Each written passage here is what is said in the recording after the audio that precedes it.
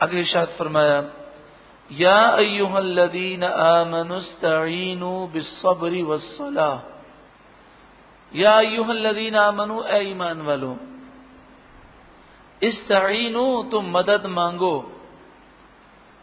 بالصبر، صبر سے، والصلاۃ، نماز سے. اے ایمان والوں، صبر اور نماز سے مدد مانگو. یعنی جب مصیبت آئے تو صبر کرو اور نماز پڑھو، اللہ تعالی تمہاری مشکل کو آسان فرما دے گا. حقیقت میں مشکل آسان کرنے والا تو اللہ ہے، لیکن صبر اور نماز ذریعہ ہے. جس طرح اللہ کے نیک بندے، فرشتے، انبیاء اور اولیاء اللہ کے اذن سے مدد فرماتے ہیں، اور حقیقت میں تو مدد فرمانے والا اللہ ہی ہے. تو جب تم صبر کرو گے، نماز پڑھو گے، تو اللہ تمہاری مدد فرمائے گا.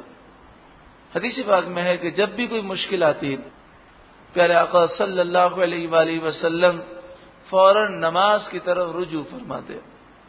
یہاں تک کہ معمولی سا معاملہ ہوتا، معمولی سی پریشانی ہوتی، پھر بھی آپ نماز ادا فرماتے اور رب العالمین کی بارگاہ میں دعا کرتے. آپ دیکھیں، اگر کوئی مشکل آئے اور بندہ وضو کر کے فوراً 2 رکعت نفل حاجت پڑھے اور دعا کرے، تو جو اللہ تعالیٰ سے محبت کرتا ہے اور جسے اللہ تعالیٰ پر بھروسہ ہے، وہ جب اس طرح کرتا ہے تو اسے سکون مل جاتا ہے، اور وہ یہ تصور کرتا ہے کہ میں اپنے کسی عزیز کو یا دوست کو اپنا مسئلہ بیان کر دوں، اب وہ مسئلہ جب بھی حل کرے، بیان کرتے ہی مجھے سکون مل جائے گا. تو رب العالمین تو مجھے 70 ماؤں سے زیادہ پیار کرنے والا ہے. تو جب اس کی بارگاہ میں اپنا مسئلہ حل کرنے کے لیے پیش کر دیا اور اس پر بھروسہ کیا، تو پھر ساری فکریں، سارے ٹینشن دور ہو جانے چاہیے. ان اللہ مع الصابرین، بے شک اللہ تعالی صبر کرنے والوں کے ساتھ ہے. ولا تقولوا، اب جو صبر کرتے ہیں انہیں اللہ تعالیٰ کیا مقام و مرتبہ عطا فرماتا ہے، تو ان میں سے شہداء کا ذکر ہے کہ جنہوں نے اپنی جانوں کو، اپنے مالوں کو اللہ کی راہ میں قربان کیا. ان کے جسم کے ٹکڑے ٹکڑے کر دیے گئے، لیکن یہ ٹکڑے کسی دنیاوی وجہ سے نہیں کیے گئے، انہوں نے اللہ کی رضا کی خاطر اپنا سب کچھ قربان کیا. تو فرمایا ولا تقولوا لمن يقتل في سبيل الله اموات،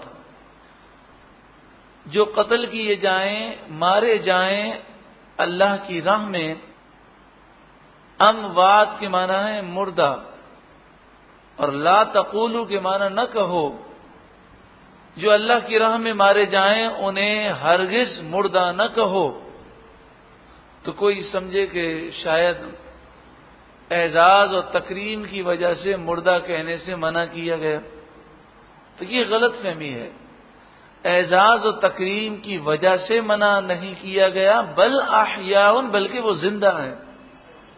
تو کوئی یہ سمجھے کہ ٹھیک ہے، ہیں تو مردہ، لیکن کہنا منع ہے کہ بعض باتیں ہوتی ہیں لیکن کہیں نہیں جاتی ہیں. فرمایا انہیں مردہ کہنا مت. اور یہ صرف اس وجہ سے نہیں کہ ہیں تو مردہ، لیکن اعزاز کی وجہ سے، تکریم کی وجہ سے، ان کی عزت کی وجہ سے مردہ مت کہو، بل احیاء، بلکہ وہ زندہ ہیں. اور سورہ آل عمران میں فرمایا گیا انہیں مردہ سمجھنا بھی نہیں، انہیں مردہ کہنا بھی نہیں، مردہ سمجھنا بھی نہیں، مردہ خیال بھی مت کرنا، وہ زندہ ہیں. اے پیاری کتاب، ہم یہ سوال کرتے ہیں کہ جب وہ واقعی زندہ ہیں تو پھر ہمیں ان کی زندگی نظر کیوں نہیں آتی؟ ہم اس زندگی کو، ان کی باتوں کو سن کیوں نہیں پاتے؟ حواس خمسہ سے ہم ان باتوں کو سمجھ کیوں نہیں پاتے؟ تو فرمایا ہیں تو وہ زندہ، اگر تمہیں ان کی زندگی نظر نہیں آتی تو تم انہیں مردہ مت سمجھنا. وَلَٰكِن لَا تَشْعُرُونَ، لیکن تمہیں شعور نہیں ہے، تمہاری آنکھیں اندھی ہیں، تم میں وہ صلاحیت نہیں ہے. تمہیں تو فرشتے بھی نظر نہیں آتے، تمہیں تو جنات بھی نظر نہیں آتے، تمہیں تو بہت ساری چیزیں نظر نہیں آتی ہیں، لیکن جس طرح تم جن کو مانتے ہو، فرشتوں کو مانتے ہو، تمہارا ایمان ہے، تو اسی طرح قرآن کی اس آیت پر بھی ایمان رکھو۔ اللہ نے فرما دیا وہ زندہ ہیں تو وہ زندہ ہیں، لیکن تم میں طاقت نہیں کہ ان کی زندگی کو دیکھ سکو۔ وَلَٰكِن لَّا تَشْعُرُونَ، ہاں لیکن تمہیں شعور نہیں ہے۔ حضرت علامہ محمود آلوسی علیہ رحمہ تفسیر روح المعانی میں فرماتے ہیں فَذَهَبَ كَثِيرٌ مِّنَ السَّلَفِ أَنَّهَا حَقِيقِيَّةٌ بِالرُّوحِ وَالْجَسَدِ۔ حضرت فرماتے ہیں تفسیر روح المعانی میں کہ جمہور مسلمانوں کا اور جمہور محدثین، مفسرین، علماء اور اولیاء کا اس پر اجماع ہے کہ شہید زندہ ہیں تو ان کی روح بھی زندہ ہے اور ان کا جسم بھی زندہ ہے۔ اور علامہ قاضی ثناء اللہ علیہ رحمہ، یہ جو حوالے آپ کے سامنے پیش کیے جا رہے ہیں، یہ سارے وہ بزرگ ہیں جو مسلمہ شخصیتیں ہیں اور عالم اسلام کا ان پر اعتماد ہے، بھروسہ ہے کہ وہ بہت بڑے عالم ہیں، بہت بڑے مفسر ہیں، محدث ہیں، اللہ کے نیک بندے ہیں۔ تو تفسیر مظہری میں فرمایا ان اللہ تعالی یعطی لارواحہم قوت الاجساد فیذهبون من الارض والسماء والجنۃ حیث یشاءون۔ اللہ تعالی شہید کی روحوں کو اتنی طاقت دیتا ہے کہ وہ جب چاہیں جسم کے ساتھ جہاں جانا چاہیں وہ جا سکتی ہیں، زمین میں، آسمان میں، جنت میں۔ وَيَنْصُرُونَ أَوْلِيَاءَهُمْ، اور یہ شہید کی روحیں اپنے دوستوں کی مدد کرتی ہیں۔ وَيُدَمِّرُونَ أَعْدَاءَهُمْ، اور ان کے دشمنوں کو وہ برباد کرتی ہیں، ہلاک کرتی ہیں۔ انشاء اللہ، اگر اللہ چاہے۔ اسی طرح پھر آپ آگے لکھتے ہیں کہ یہ تو شہید کا مسئلہ ہے، لیکن شہید ہو یا اولیاء ہوں یا صالحین ہوں یا صدیقین ہوں یا انبیاء ہوں، سب کو اللہ تعالی نے وصال کے بعد زندگی عطا فرمائی جو اس دنیا کی زندگی سے پاورفل ہے، اور فرمایا حیات الانبیاء اقوی منہم، انبیاء کی حیات سب سے زیادہ طاقتور ہے، شہید سے، صدیق سے، اولیاء سے بھی پاورفل جو حیات ہے وہ انبیاء کی ہے۔ اور پھر آپ اللہ کے نیک بندوں کی طاقت کا ذکر کرتے ہیں وَقَدْ تَوَاتَرَ عَنْ كَثِيرٍ مِّنَ الْأَوْلِيَاءِ أَنَّهُمْ يَنْصُرُونَ أَوْلِيَاءَهُمْ وَيُدَمِّرُونَ أَعْدَاءَهُمْ، یہ بات تواتر سے ثابت ہے، ہر دور میں ہزاروں مسلمان ان واقعات کے گواہ ہیں کہ اللہ کے نیک بندے مدد بھی کرتے ہیں اور دشمنوں کو ہلاک بھی فرماتے ہیں۔ وَيَهْدُونَ إِلَى اللَّهِ تَعَالَى مَن يَشَاءُ اللَّهُ تَعَالَى، اور وہ اللہ کے دین کی طرف ہدایت بھی دیتے ہیں جس کے متعلق اللہ تعالی چاہے۔ یہ ساری باتیں بالکل واضح کرتی ہیں کہ اللہ تعالی نے اپنے نیک بندوں کو بڑی طاقتیں عطا فرمائی، انہیں زندگی عطا فرمائی۔ لیکن سب سے بڑی جو گمراہی ہے وہ گمراہی یہ ہے کہ انسان پہلے ایک غلط عقیدہ بنا لیتا ہے، پھر اس غلط عقیدے کو بچانے کے لیے قرآن میں غلط تعویلیں کرتا ہے۔ اب میں آپ کی خدمت میں بڑے دکھ کے ساتھ عرض کرتا ہوں کہ جب کوئی مکہ مکرمہ مدینہ منورہ جاتا ہے عمرے کے لیے، حج کے لیے، اور اسے قرآن پاک دیا جائے اور کہا جائے فی سبیل اللہ آپ کو دیا جا رہا ہے، ہدیۃً دیا جا رہا ہے، تحفۃً دیا جا رہا ہے، اور یہ قرآن پاک جو ہے آپ پڑھیں، اردو میں ترجمہ ہے، اردو میں تفسیر ہے، تو بتائیے ایک عام تصور کیا ہے کہ یہ تو بڑا مستند ترجمہ ہوگا، مستند تفسیر ہوگی، اس میں تو کوئی تحریف نہیں ہوگی، اس میں تو کوئی غلط بات لکھی نہیں ہوگی۔ یہی ایک عام تصور ہوگا بھئی مکہ مکرمہ مدینہ منورہ میں جدہ ایئرپورٹ پر جب وہ قرآن پاک دیا جائے تو بندے کے ذہن میں تو یہ ہوگا۔ لیکن دکھ کے ساتھ یہ بات عرض کی جا رہی ہے کہ اس میں ترجمے میں بھی اتنی غلطیاں ہیں اور تفسیر میں بھی تفسیر نہیں ہے بلکہ تحریف ہے، قرآن کی تحریف کی گئی ہے، قرآن کا مفہوم بدلنے کی سازش کی گئی ہے۔ یعنی آپ اس کو یوں سمجھیے کہ پورے اس قرآن میں جو انہوں نے اردو میں لکھا ہے اس کے اندر انہوں نے پوری کوشش کی ہے کہ سنی صحیح العقیدہ جو مسلمان ہیں، جو عاشقان رسول ہیں، جو اولیاء سے محبت کرتے ہیں، انہیں وہ لکھتے ہیں مشرک، ہر جگہ پر مشرک بدعتی، یہ دو لفظ یہ ان کے لیے استعمال کرتے ہیں۔ اب آپ بتائیں کسی مسلمان کو جو سنی صحیح العقیدہ مسلمان ہے اس کو اتنی بڑی گالی دی جائے اور کہا جائے بس ان کا ذکر ہو تو لکھا جائے مشرک یوں کرتے ہیں، بدعتی یوں کرتے ہیں، اہل بدعت یوں کرتے ہیں، کتنا بڑا ظلم ہے۔ بتائیے یہ جو پوری دنیا میں اس کو عام کیا جا رہا ہے، اس سے محبتیں تو پیدا نہیں ہوں گی، نفرتیں ہی پیدا ہوں گی، انتشار پیدا ہوگا، افتراق پیدا ہوگا، اور اس میں جگہ جگہ شرک اور بدعت کی غلط تعریف کی گئی ہے۔ شرک کی حقیقی تعریف کیا ہے وہ اس میں کہیں بھی بیان نہیں کی گئی۔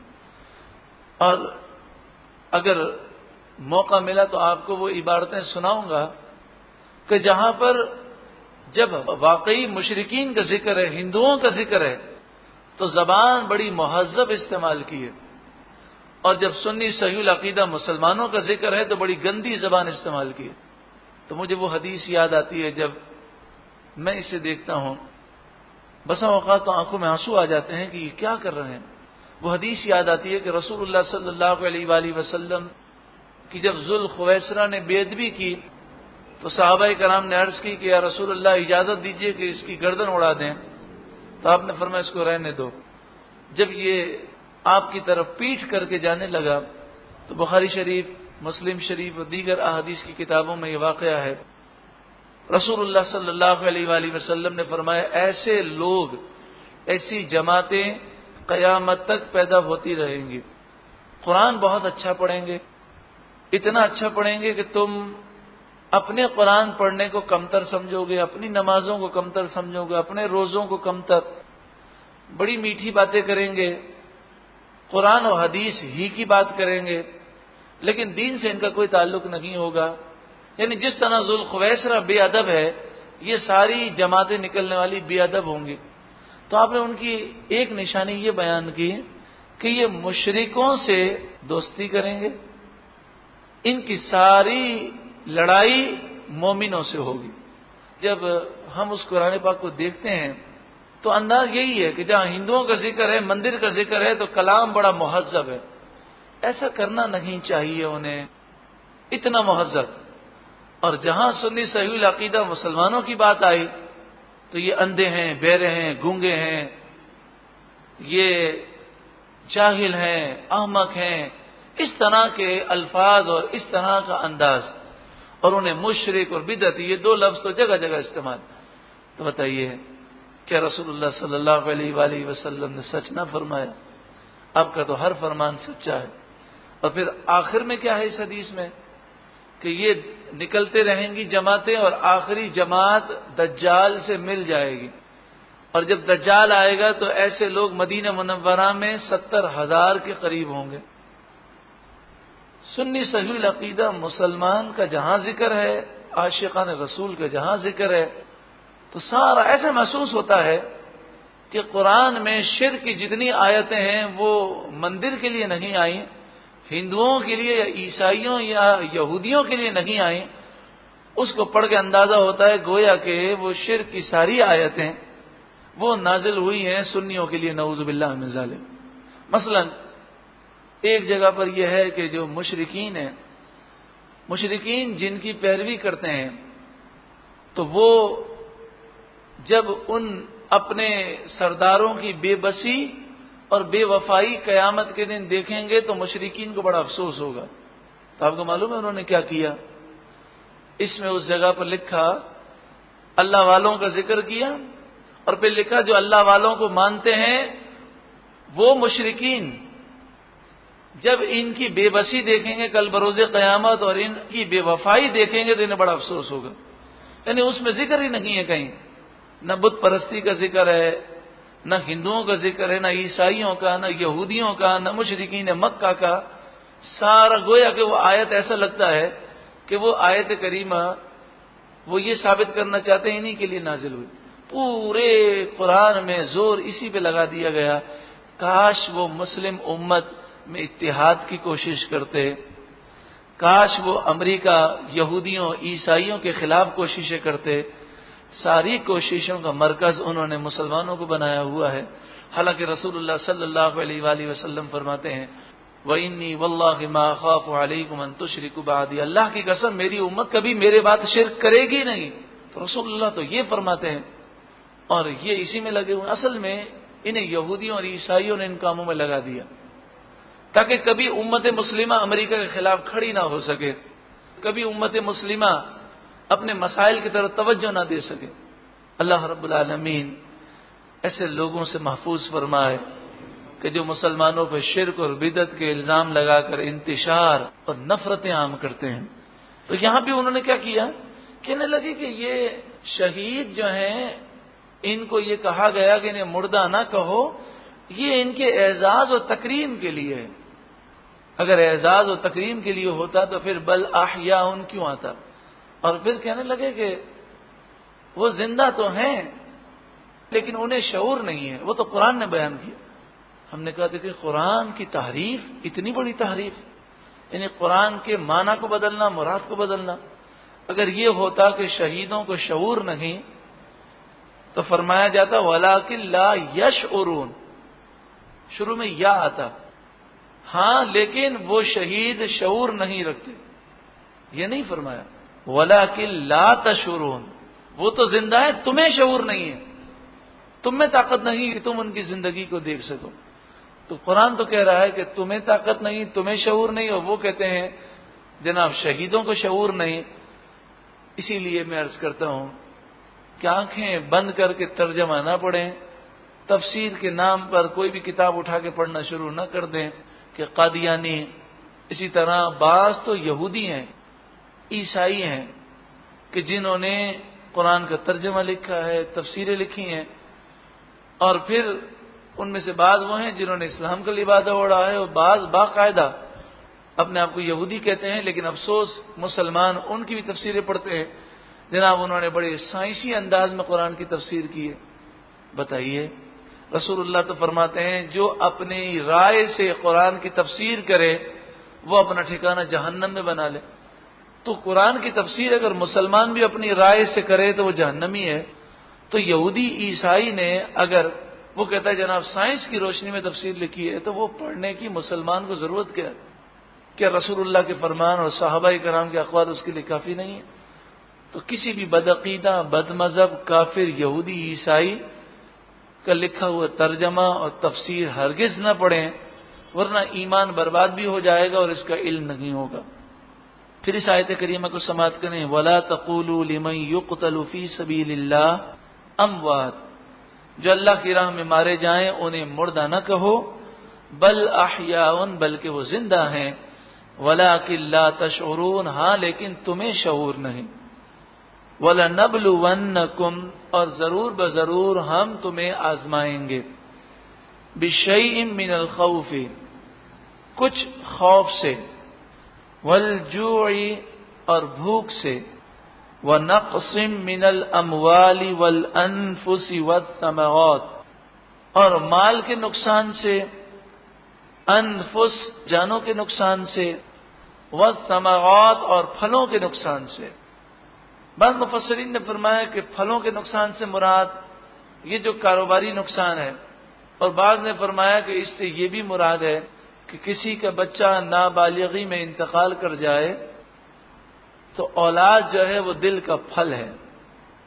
حدیث پاک میں ہے کہ نبی اکرم صلی اللہ علیہ وآلہ وسلم نے ارشاد فرمایا کہ جب کسی کا بچہ انتقال کر جاتا ہے تو اللہ تبارک و تعالی فرماتا ہے فرشتوں سے کیا تم نے اس بچے کی روح نکال لی؟ وہ کہتے ہیں ہاں اے مالک و مولا. اللہ رب العالمین فرماتا ہے اے میرے فرشتوں تم نے میرے بندے کے دل کا پھل لے لیا. یہ بتاؤ کہ جب تم نے اس کے دل کا پھل لیا تو وہ کیا کہہ رہا تھا؟ وہ کہتے ہیں مالک، وہ کہہ رہا تھا انا للہ و انا الیہ راجعون، ہمارا کیا ہے، سب کچھ اللہ ہی کا ہے، وہ تیری حمد کر رہا تھا۔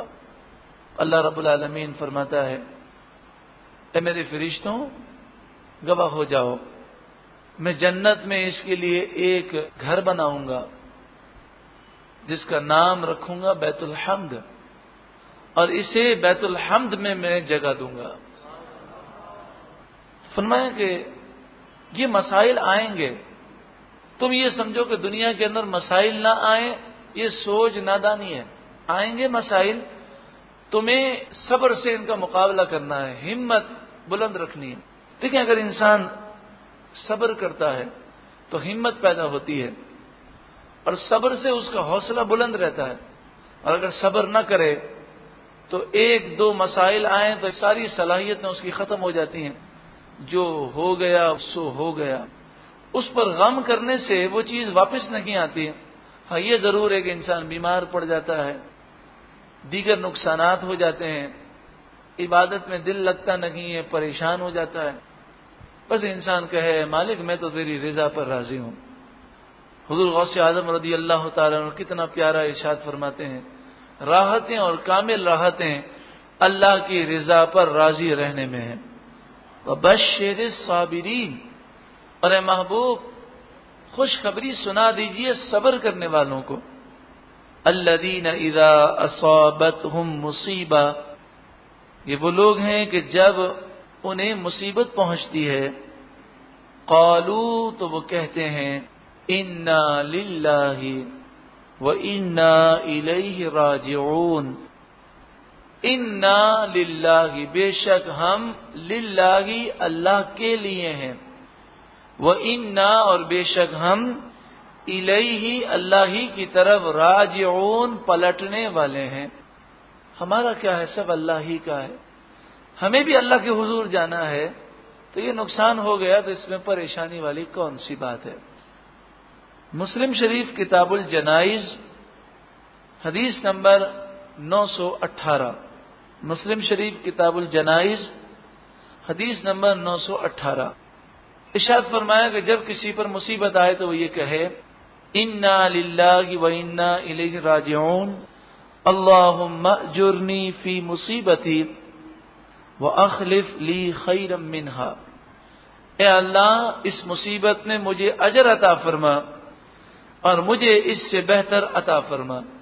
تو فرمایا جو یہ پڑھے گا اسے سکون بھی مل جائے گا، صبر بھی نصیب ہوگا، اور اللہ تعالیٰ اسے دنیا اور آخرت میں اس کا اچھا بدلہ عطا فرمائے گا۔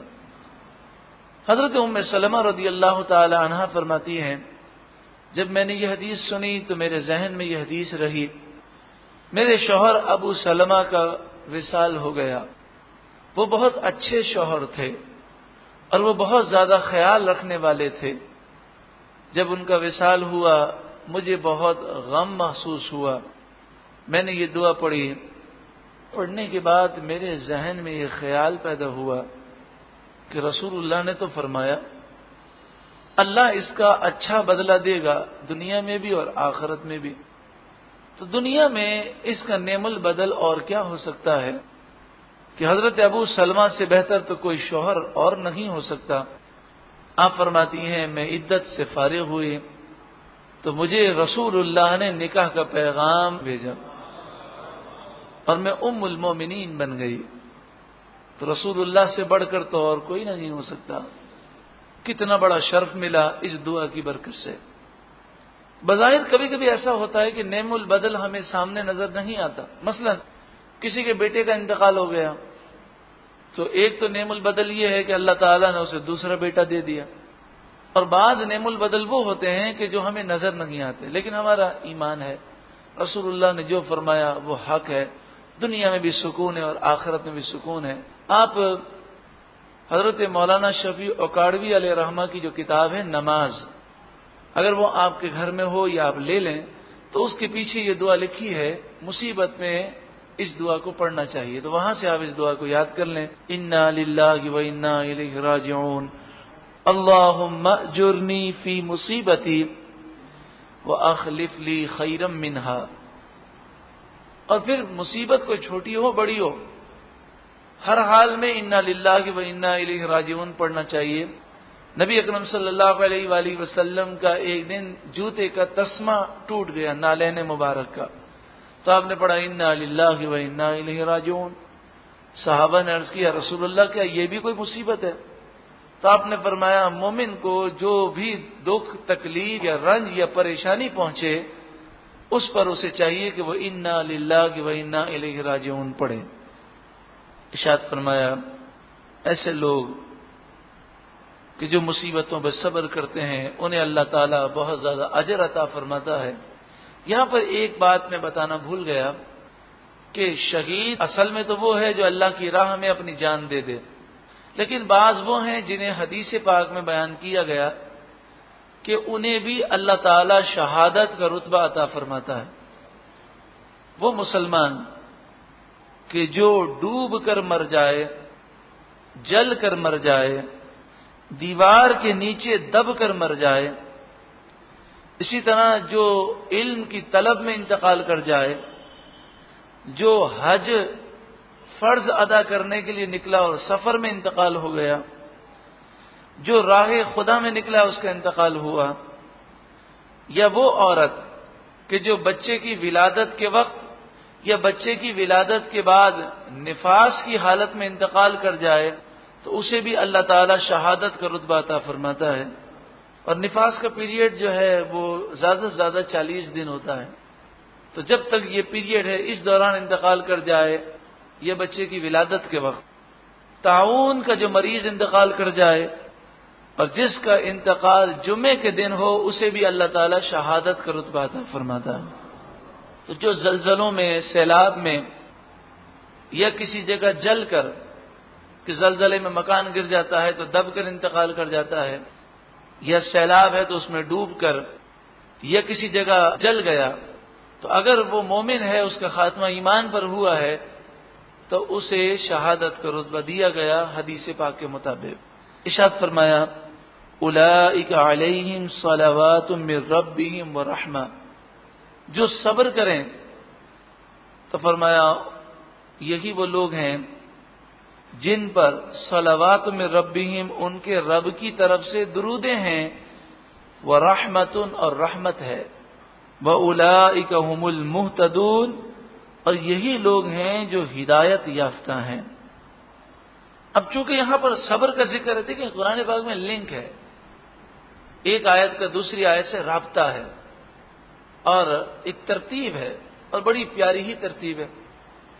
یہاں پر ذکر تھا جو مصیبت پہ صبر کرتے ہیں اللہ انہیں اجر دیتا ہے اور انہیں برکتیں دیتا ہے، رحمتیں دیتا ہے، تو اب اس خاتون کا ذکر ہے، اس اللہ والی کا ذکر ہے، حضرت بی بی ہاجرہ رضی اللہ تعالی عنہا، کہ جنہیں حضرت ابراہیم علیہ السلام نے اللہ کے حکم سے ویران اور بنجر زمین میں چھوڑ دیا، جہاں پر نہ پانی تھا، نہ کھانا تھا، نہ سایہ تھا، نہ ہی کوئی انسان تھا، بالکل ویران۔ اور جب جانے لگے تو فرمایا مجھے اللہ کا حکم ہے اس لیے میں چھوڑ رہا ہوں۔ تو کہنے لگیں وہ صابرہ خاتون جب اللہ کا حکم ہے تو ہم اللہ کے حکم پر راضی ہیں۔ پانی ختم ہو گیا، بھوک اور پیاس کی وجہ سے دودھ آنا بند ہو گیا، حضرت اسماعیل علیہ السلام ایڑیاں رگڑ رہے ہیں پیاس سے، اور وہ صابرہ خاتون نہ واویلا کر رہی ہے نہ شکوہ کر رہی ہے، بس صفا پر جاتی ہیں اور صفا پر چڑھ کر دیکھتی ہیں دور دور تک کہ کہیں کوئی قافلہ آ رہا ہو تو میں اسے اشارہ کروں۔ پھر وہ آتی ہیں مروہ کی طرف، بیچ میں وہ مقام کہ جہاں پر چلتے ہوئے انہیں حضرت اسماعیل نظر نہیں آتے، تو وہاں وہ تیز دوڑتی ہیں، اللہ اکبر، یہ 7 چکر مکمل ہوتے ہیں اور حضرت اسماعیل اپنی ایڑیاں رگڑ رہے ہیں، ان کی ایڑی مبارک کی رگڑ سے آب زمزم کا چشمہ پیدا ہوتا ہے، اور آ کر بی بی ہاجرہ جب دیکھتی ہیں کہ چشمے کا پانی بڑھتا ہی جا رہا ہے تو زمین پر ایک لکیر کھینچتی ہیں اور پانی سے کہتی ہیں زم زم رک جا رک جا۔ اللہ والوں کا کہنا پانی بھی مانتا ہے کہتے ہیں زم زم رک جا رک جا، تو جہاں پر آپ نے جو لائن کھینچی ہے اپنی انگلی سے، بس وہاں تک پانی رہتا ہے اور آگے نہیں بڑھتا۔ تو آج تک صدیاں گزر گئیں، اس اللہ والی کی ادا کو ادا کیا جاتا ہے۔ اب ہم صفا مروہ کے درمیان دوڑتے ہیں، اور جب میلین اخضرین پہ پہنچتے ہیں تو اپنی رفتار تیز کر دیتے ہیں اور وہاں پر تیز چلتے ہیں۔ تو یہ جو صحیح ہے، آج ہمیں کوئی پانی کی ضرورت نہیں ہے وہاں پر۔ آج ہمارا کوئی بچہ رو نہیں رہا کہ جس کے لیے ہم پانی تلاش کر رہے ہیں۔ یہ صرف دوڑنا، یہ چلنا، یہ درس دیتا ہے کہ اللہ والوں کی ادا کو ادا کر رہے ہیں۔ تو یہ صفا مروہ کو وہ نسبت حاصل ہے اللہ والی سے۔ اس میں درس یہ کہ انہوں نے صبر کیا تو اللہ نے انہیں کیسا اجر دیا کہ زمزم شریف بھی ملا۔ یہ وہ پانی کہ جس میں ہر مرض کی شفا ہے اور قیامت تک وہ بہتا رہے گا، اور ان کی یاد کو اللہ تعالیٰ نے قیامت تک باقی رکھا۔ لیکن جب مسلمان صفا مروہ پر آئے اور وہ صحیح کرنے لگے تو انہیں ایک ذہن میں خیال پیدا ہوا کہ پہلے یہاں پر دو بت تھے، ایک بت صفا پر تھا اصاف کے نام سے، اور دوسرا بت جو ہے وہ مروہ پر تھا نائلہ کے نام سے۔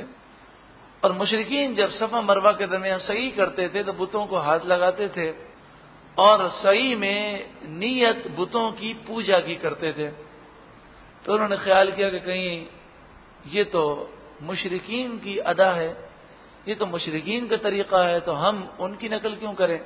تو اس پر یہ آیت کریمہ نازل ہوئی کہ مشرکین کے یہ طریقے غلط ہیں، لیکن اگر کوئی غلط آدمی غلط کام کرے تو اس غلط کام کی وجہ سے اللہ والوں سے جو نسبت ہے وہ ختم نہیں ہو جاتی۔ اس غلط کام کو ختم کر دیا جائے، بتوں کو ہٹا دیا جائے، اور تم اللہ کی رضا کے لیے صفا مروہ کے درمیان صحیح کرو۔ کتنا پیارا درس ہے کہ اگر کسی اچھے کام میں کوئی غلط آدمی غلط کام ملا دے تو اس کام کو بند نہ کیا جائے، بلکہ جو غلط کام ہے، غلط چیز ہے، اس کو ہٹا دیا جائے۔ ہماری نیتیں تو اچھی ہیں، ہم تو صفا مروہ کے درمیان صحیح کرتے ہیں، تو بتوں کی نیت نہیں کرتے بلکہ اللہ کی رضا کے لیے کرتے ہیں اور اللہ والی کی ادا کو ادا کرتے ہیں۔ ان الصفا والمروہ من شعائر اللہ، بے شک صفا اور مروہ اللہ کی نشانیوں میں سے ہیں۔ دیکھیں، صفا اور مروہ اصل میں تو نسبت ہے اللہ والی سے، لیکن اللہ والی سے نسبت ہے اور قرآن فرماتا ہے من شعائر اللہ، اللہ کی نشانیوں میں سے۔ اس کے تحت مفسرین نے فرمایا معلوم یہ ہوا کہ جس چیز کو اللہ والوں سے نسبت ہو جائے وہ اللہ کی نشانی ہے۔ تو جب پہاڑی کو نسبت ہو جائے اللہ والی سے تو وہ اللہ کی نشانی بن جائے۔ تو جو مزار ہے اس میں تو خود اللہ والا موجود ہے، تو مزارات یقیناً اللہ کی نشانیاں ہیں۔ اسی طرح مسجدیں اللہ کی نشانیاں ہیں، اور وہ تمام چیزیں جو دین کی شعائر ہیں جنہیں دیکھ کر اللہ کی یاد آتی ہے وہ سب اللہ کی نشانیاں ہیں۔ فمن حج البیت، تو جو کوئی حج کرے، البیت بیت اللہ کا، او اعتمر یا عمرہ کرے، فلا جناح علیہ ان یطوف بہما، تو اس پر کوئی حرج نہیں کہ وہ صفا مروہ کے درمیان سعی کرے۔ صفا مروہ کے درمیان سعی کرنے میں کوئی حرج نہیں۔ دیکھیں، خانہ کعبہ میں 360 بت نصب تھے، اور مشرکین طواف کرتے تھے تو ان بتوں کی پوجا کی نیت سے کرتے تھے۔ تو خانہ کعبہ کا طواف منع نہیں کیا گیا، بلکہ بتوں کو ہٹا دیا گیا اور حکم دیا گیا کہ طواف کرو اللہ کی رضا کے لیے۔ یہ جو اللہ والوں کا طریقہ ہے اس پر قائم و دائم رہو۔ یہاں پر یہ سوال پیدا ہوتا ہے کہ حج میں بھی سعی کرنا واجب ہے اور عمرے کے اندر بھی صفا مروہ کے درمیان سعی کرنا واجب ہے، اور یہاں یہ نہیں فرمایا گیا کہ سعی واجب ہے، بلکہ فرمایا گیا کہ صفا مروہ کے درمیان سعی کرنے میں کوئی حرج نہیں ہے۔ تو اس کا معنی بعض لوگوں نے یہ سمجھا کہ کر لو تو ٹھیک ہے اور نہ کرو تب بھی کوئی حرج نہیں، یہ مطلب نہیں ہے۔ حضرت عائشہ صدیقہ رضی اللہ تعالی عنہا، بخاری شریف کتاب الحج، حضرت عائشہ سے یہی کسی نے سوال کیا تو آپ نے فرمایا اس کا یہ مطلب نہیں ہے، بلکہ اس کا مطلب یہ ہے کہ اے مسلمانوں، جب تم اس کی صحیح کرو تو تمہیں پریشان نہیں ہونا چاہیے۔ وہ مشرکین جو بتوں کے لیے صحیح کرتے تھے، جب تم بتوں کی نیت سے نہیں کرتے، تم اللہ کے لیے کرتے ہو، تو پھر اس میں کوئی حرج کی بات نہیں، کوئی پریشانی کی بات نہیں۔ باقی جہاں تک واجب ہونے کا تعلق ہے تو واجب ہونا احادیث طیبہ سے ثابت ہے۔ ومن تطوع، اور جو کوئی زیادہ کرے خیران نیکی، یعنی وہ خوب اللہ تعالی کی عبادت کرے اور نفلی کام زیادہ کرے، فإن اللہ شاکر علیم، تو بے شک اللہ شاکر ہے، یعنی شکر کو قبول کرنے والا ہے، نیکی کو قبول کرنے والا ہے، علیم ہے، علم والا ہے۔ ان الذین یکتمون، بے شک وہ لوگ جو چھپاتے ہیں، ما انزلنا، جو ہم نے نازل کیا، من البینات، روشن باتوں سے، والہدی، اور ہدایت کی باتوں سے، بے شک وہ لوگ کہ جو روشن دلائل کو اور ہدایت کی باتوں کو چھپاتے ہیں، من بعد ما بیناہ للناس فی الکتاب، اس کے بعد کہ ہم نے اسے لوگوں کے لیے کتاب میں واضح بیان کر دیا، یعنی کہ یہودی جو توریت کی باتوں کو چھپاتے ہیں، وہ باتیں جو ہم نے لوگوں کے لیے توریت میں بیان کر دیں، اولئک، یہی لوگ ہیں، یلعنہم اللہ، جن پر اللہ لعنت فرماتا ہے، ویلعنہم اللاعنون، اور لعنت کرنے والے ان پر لعنت کرتے ہیں۔ ابو داؤد شریف کتاب العلم اور ترمذی شریف حدیث نمبر 651، من سئل عن علم فکتمہ الجم یوم القیامت بلجام من نار، جس سے علم کے متعلق سوال کیا جائے پھر وہ چھپائے اس علم کو، تو قیامت کے دن اسے آگ کی لگاموں میں سے لگام دی جائے گی۔ یہودی علماء اور عیسائی علماء کیا کرتے تھے؟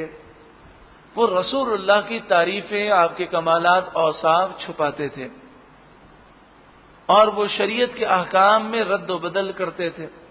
تو آج بھی کوئی شخص اپنے آپ کو عالم کہتا ہو، لیکن وہ احکام شریعت میں رد و بدل کرتا ہو، تحریف کرتا ہو، اور رسول اللہ صلی اللہ علیہ وآلہ وسلم کے کمالات کے اظہار میں کنجوسی سے کام لیتا ہو، یعنی بامر مجبوری کبھی رسول اللہ کی شان بیان کر دی تو کر دی، لیکن جس طرح ایک مومن کو اپنے نبی صلی اللہ علیہ وسلم کی شان بیان کرنی چاہیے، اس طرح اگر نہ کرتا ہو تو یہ بھی یہودیوں کے طریقے پر گامزن ہے۔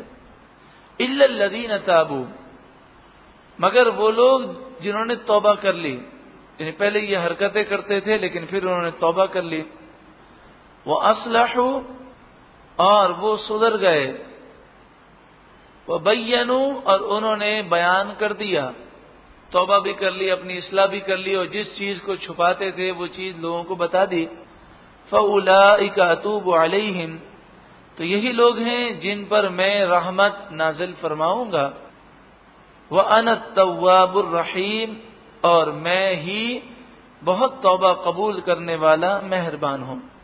لیکن جنہوں نے توبہ نہ کی اور کفر کی حالت میں مر گئے، ان کا کیا حال ہے؟ ان الذین کفروا وماتوا وهم کفار، بے شک وہ لوگ کہ جنہوں نے کفر کیا اور کفر کی حالت میں مر گئے، اولئک علیہم لعنۃ اللہ والملائکۃ والناس اجمعین، یہی لوگ ہیں جن پر اللہ کی لعنت ہے اور فرشتوں کی لعنت ہے اور تمام لوگوں کی لعنت ہے۔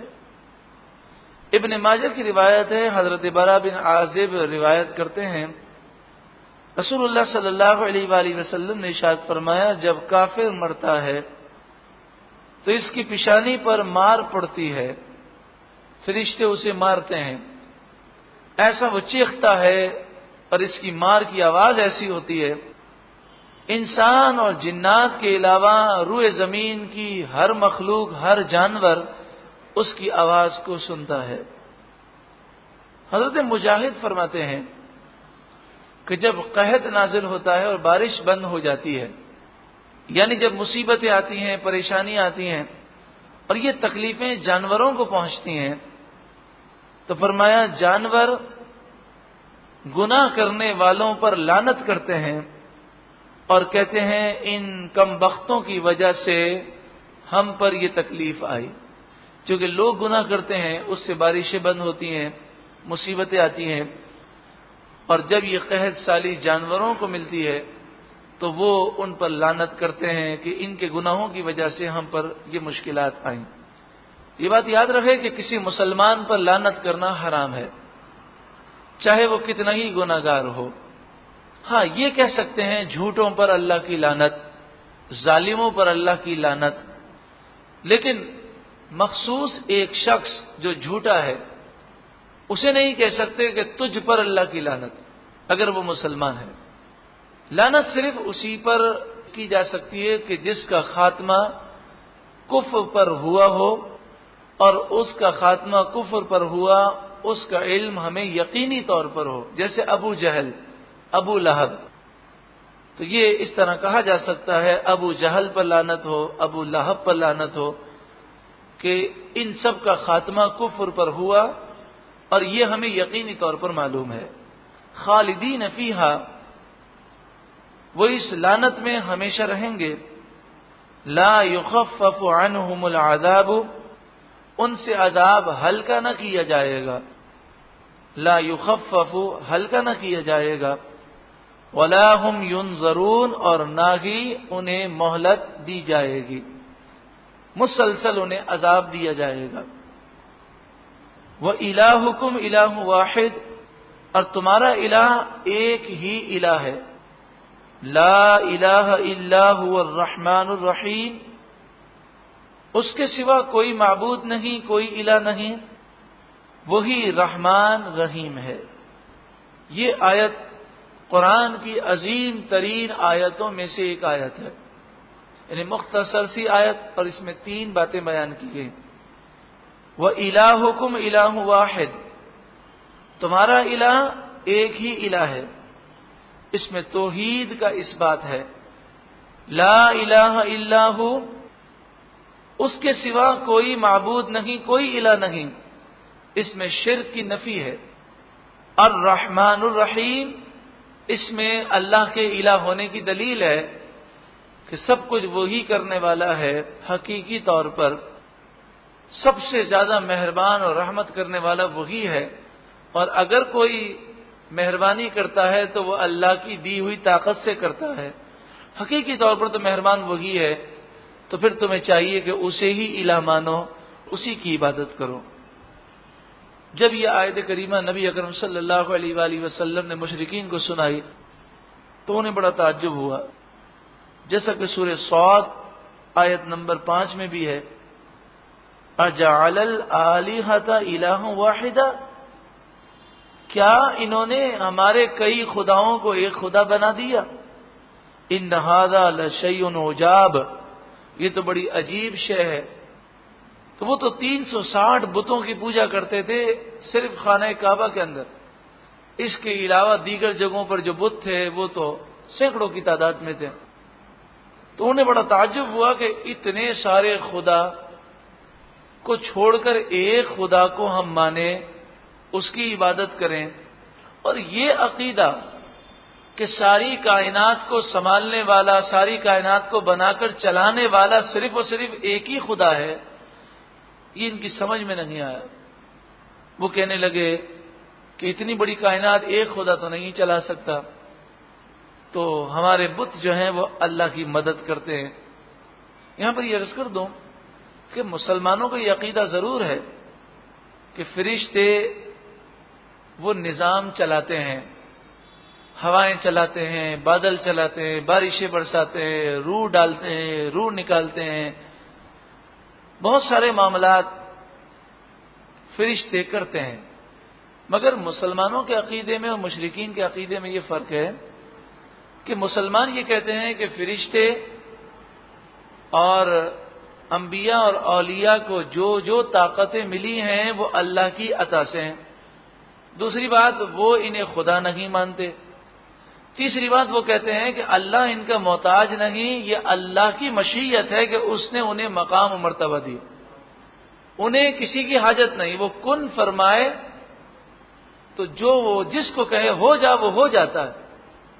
تو یہ فرشتے اور دیگر انبیاء اور اولیاء کو جو طاقتیں ہیں، جو ان کے مناسب ہیں، جو ان کے کام ہیں، وہ اللہ کی اذن سے. اور مشرکین کیا سمجھتے ہیں؟ مشرکین وہ کہتے ہیں کہ اللہ تعالیٰ مجبور ہے. جس طرح ایک سیٹھ ایک فیکٹری نہیں چلا سکتا بغیر مزدوروں کے، تو اللہ تعالیٰ کائنات کو نہیں چلا سکتا. وہ نعوذ باللہ من ذالک مجبور ہے. اور یہ چھوٹے چھوٹے جو خدا ہیں یہ اس کے نظام میں مدد کرتے ہیں، اور یہ خدا ہیں. وہ انہیں معبود سمجھتے ہیں، الہ سمجھتے ہیں، اور کہتے ہیں ان کی بھی پوجا کرو تاکہ یہ بھی خوش ہوں، اور اللہ کی بھی عبادت کرو. تو یہ انہیں خدا سمجھتے ہیں. مسلمان کسی کو اللہ کے سوا خدا نہیں سمجھتا. وہ اللہ کو مجبور اور کمزور سمجھتے ہیں، محتاج سمجھتے ہیں. اور مسلمان اللہ تعالیٰ کے بارے میں عقیدہ رکھتے ہیں اللہ الصمد، اللہ صمد ہے، وہ کسی کا محتاج نہیں، اسے کسی کی حاجت نہیں. یہ اس کا فضل ہے کہ جسے چاہے مقام و مرتبہ و طاقتیں عطا فرمائے. تو جب انہوں نے کہا کہ ہمیں اس کی دلیل تو دیجیے، تو پھر اس پر اگلی آیت کریمہ نازل ہوئی. وہ سننے سے پہلے ایک بہت پیارا نقطہ سماعت کر لیں. ابو داؤد شریف و ترمذی کی حدیث ہے. رسول اللہ صلی اللہ علیہ وآلہ وسلم نے فرمایا وَإِلَٰهُكُمْ إِلَٰهٌ وَاحِدٌ لَا إِلَٰهَ إِلَّا هُوَ الرَّحْمَٰنُ الرَّحِيمُ. اس آیت کریمہ میں اور سورہ آل عمران کی پہلی 2 آیتوں میں اسم اعظم موجود ہے. یعنی معنی یہ ہے کہ جو ان آیتوں کو پڑھنے کے بعد دعا کرے اللہ تعالیٰ اس کی دعا فوراً قبول فرمائے گا. اس آیت کریمہ میں اور سورہ آل عمران کی جو 2 آیتیں ابتدائی ہیں، الف لام میم، اس کو ایک آیت مانا گیا، اس کے بعد والی آیت. تو اس طرح جو 2 آیتیں ہیں، ان تینوں کو پڑھ کر دعا مانگیں. اسم اعظم کو پکار کر پڑھ کر جو دعا مانگی جائے وہ دعا جلدی قبول ہوتی ہے. 8 دلائل آگے دیے گئے اللہ کے ایک ہونے پر، الہ ہونے پر، خدا ہونے پر، معبود ہونے پر، اور اس کے علاوہ کوئی خدا نہیں، الہ نہیں، معبود نہیں.